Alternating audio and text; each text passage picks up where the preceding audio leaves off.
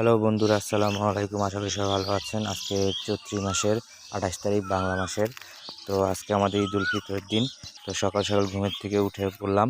আজকে বাসায় অনেক কাজ, তাই ঘুমের থেকে উঠে পড়লাম।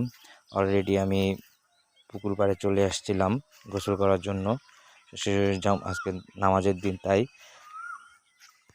তো আমার গোসল শেষ প্রায়। এখন আমি রেডি হয়ে নামাজের উদ্দেশ্যে রওনা দিচ্ছিলাম। একটু তাড়াহুড়া করেই বেরোচ্ছিলাম, কারণ আমাদের এখানে 7:30টায় নামাজ, তো অনেক লেট হয়ে গেছে। হাতে মাত্র 5-6 মিনিট ছিল, তাই বের হয়ে পড়লাম। সাথে আমার খালাতো ভাই পিছে পিছে আসতেছিল। সে আবার ক্যামেরা দেখলে একটু শরম পায়, তাই মুখে হাত দিয়ে রয়েছে। তো আমরা মেন রোডে উঠে গেলাম।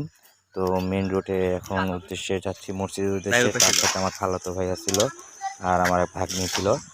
তো আমরা একসাথেই নামাজ পড়তে যাচ্ছিলাম। তো মসজিদ আমাদের কাছেই, বেশি দূর না। তো নামাজ শেষ করে আমি গরুর মাংস কেনার উদ্দেশ্যে রওনা দিলাম।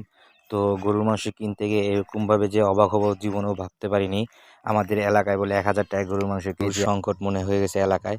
যাক, অবশেষে 1000 টাকা কেজিতেই গরুর মাংস কিনলাম আর 1000 টাকা গরুর মাংস নিয়ে বাড়ির উদ্দেশ্যে রওনা দিলাম। যাই হোক, আমাদের এলাকায় গরুর মনে খুব সংকট, তাই গরুর মাংস পাওয়া যাচ্ছে না, তাই 1000 টাকা কেজিতে গরুর মাংস কিনলাম। সবাই ভালো থাকবেন। ঈদ মোবারক।